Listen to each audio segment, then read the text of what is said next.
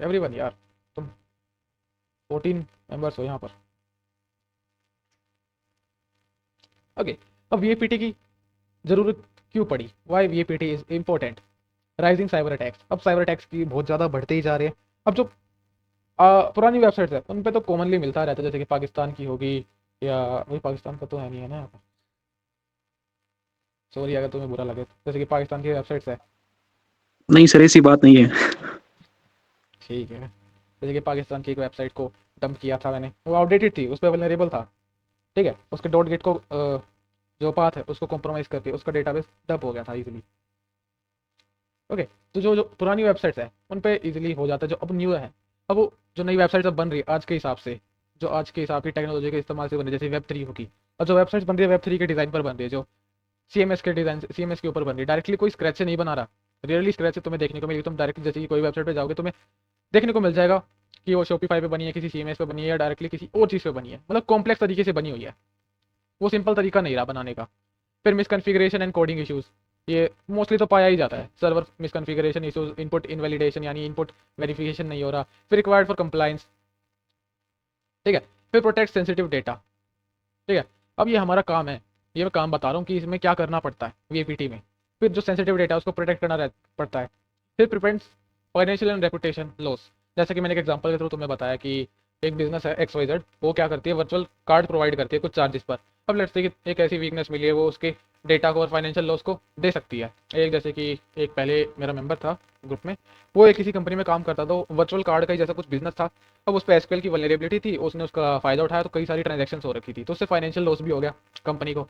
और रेपुटेशन का तो हो ही जाता है, वीकनेस के थ्रू उसका डेटा लीक हुआ, फिर फाइनेंशियल लॉस तो हुआ ही, उसने फायदा उठाया, ट्रांजेक्शन हुई है बहुत सारी।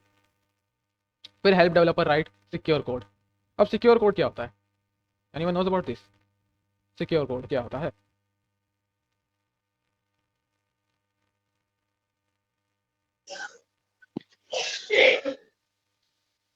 डिफेंस एंड डेप्थ का पार्ट है। जब हम कोड लिखते हैं, बिगिनिंग डिजाइनिंग से ही एंडिंग प्रोडक्शन तक, बीच में ही हम हर फेज में टेस्ट करते हैं। ये इसको थोड़ा सा और समझाओ ना, क्योंकि मैं डेवलपमेंट साइड पे नहीं है तो मुझे भी नहीं पता सिक्योर कोड के बारे में इतना। तुम डेवलपर रह चुके 2 साल, तो बताओ, और बताओ इसके बारे में थोड़ा, सिक्योर कोड के बारे में बताओ यार, चुप क्यों बैठ गए। वो सिक्योरिटी फोकस्ड जो हम कोड लिखते हैं, डिजाइन करते हैं, कोई अनएक्सपेक्टेड चीज ना हो, मतलब लाइक क्रिएटिंग प्रिडिक्शन करके चलते हो, वल्नरेबिलिटीज एंड ऑल। प्रिडिक्शन करके हाँ, चलते हो मतलब कि ऐसा ना हो जाए, ऐसा ना हो जाए, तो उसके हिसाब से नहीं, तुम सिक्योरिटी के, बिना कोई मिसकॉन्फ़िगरेशंस के हुए, आई मीन मतलब कि कोई प्रिडिक्शन करके मिसकॉन्फ़िगरेशंस चलते हो के तुम। बिना ही।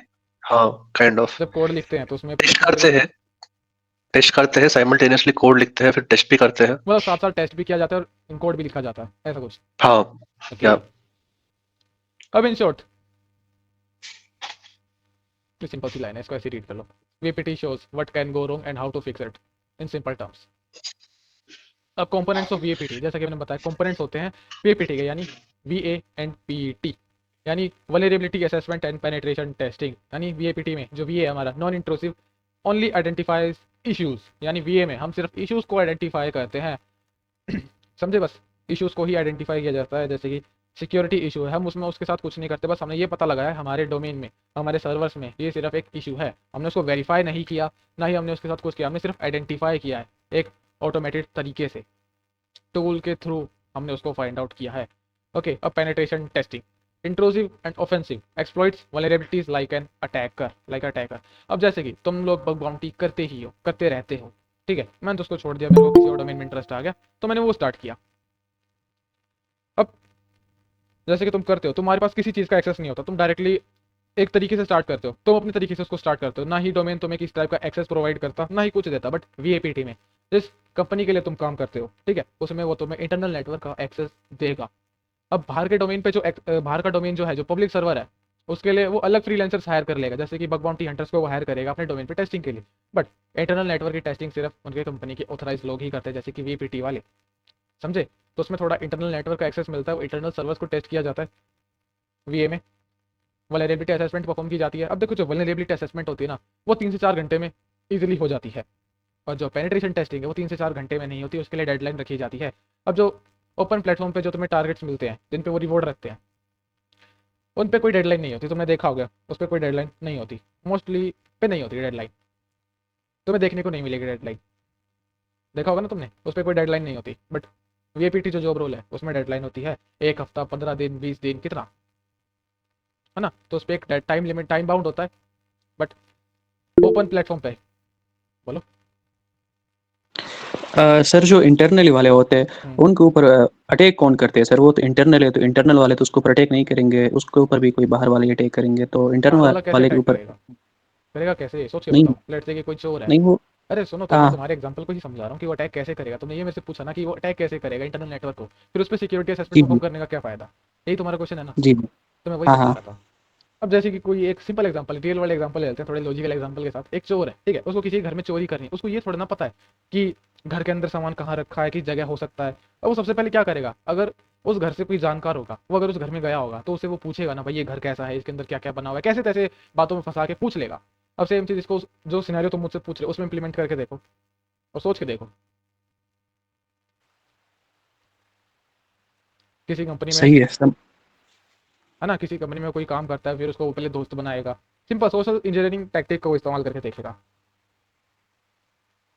है ना। एंगेज तो होना पड़ेगा। अगर उसको इंटरनल नेटवर्क भी हैक करना है तो किसी ना किसी को, एम्प्लॉय को बातों में फंसाना पड़ेगा। अगर वो फंस जाएगा बातों में, तो तुम्हें पता ही इंटरनल नेटवर्क कॉम्प्रोमाइज इजीली ऐसे हो जाते हैं। अगर वो सामने वाला बातों में फंस गया, या उसने क्या करा, सस्ते में आईफोन खरीदने वाली ईमेल पे क्लिक कर दिया, ईमेल का ई मैसेज आया कि भाई आईफोन खरीद लो, या किसी तरीके का ऑफर, ऐसे भी कॉम्प्रोमाइज हो जाता है इंटरनल नेटवर्क। जी सर, ओके, थैंक्स। फिशिंग या सोशल इंजीनियरिंग के थ्रू ही इंटरनल नेटवर्क मोस्टली कॉम्प्रोमाइज होता है। और जो पब्लिक सर्वर होते हैं वो ऐसे कॉम्प्रोमाइज हो जाते हैं किसी इशू के थ्रू।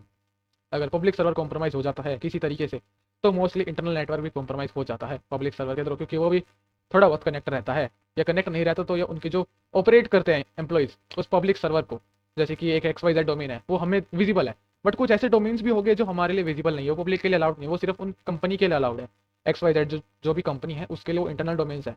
इन केस कोई ना कोई एम्प्लॉय तो उसको ऑपरेट कर रहा होगा ना, मैनेज तो कर रहा होगा, और पब्लिक सर्वर को भी मैनेज कर रहा होगा, तो वो उसके सिस्टम से कनेक्ट है। सोच के देखो इस सिनेरियो को, थोड़ा ग्राफ करके देखो अपने दिमाग में। जो सिस्टम है वो पब्लिक सर्वर से भी कनेक्ट है और उसके इंटरनल नेटवर्क से भी।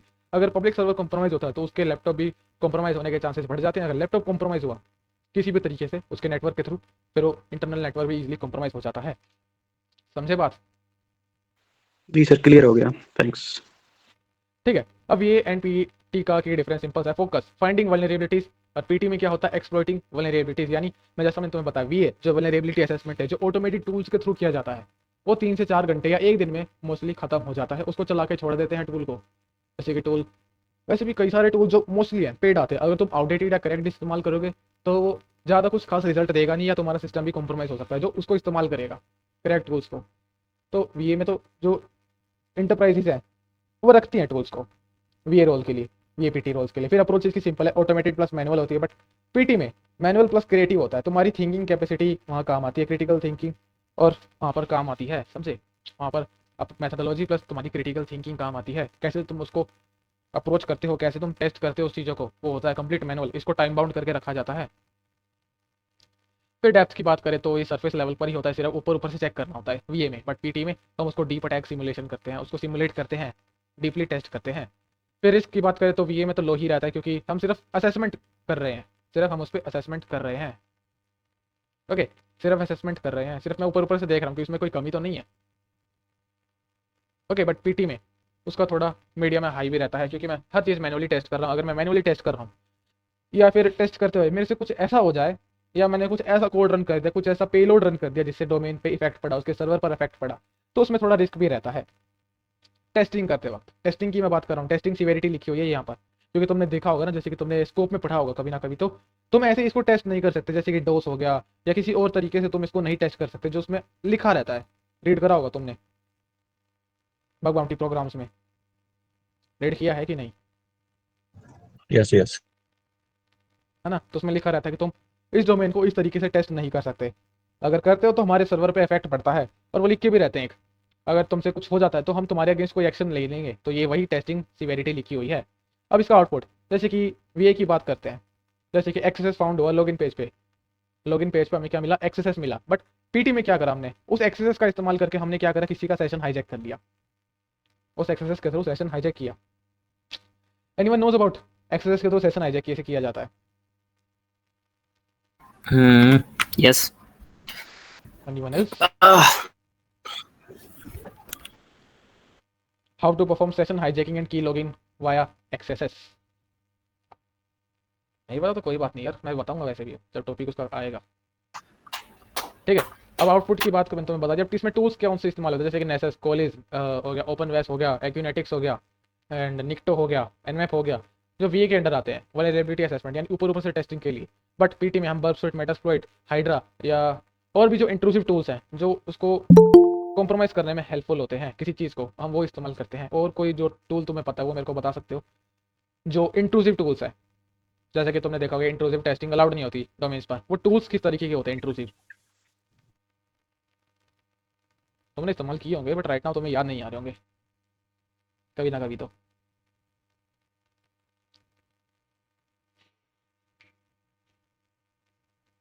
जस्ट अ मिनट दोस्तों, एक मिनट रुकना।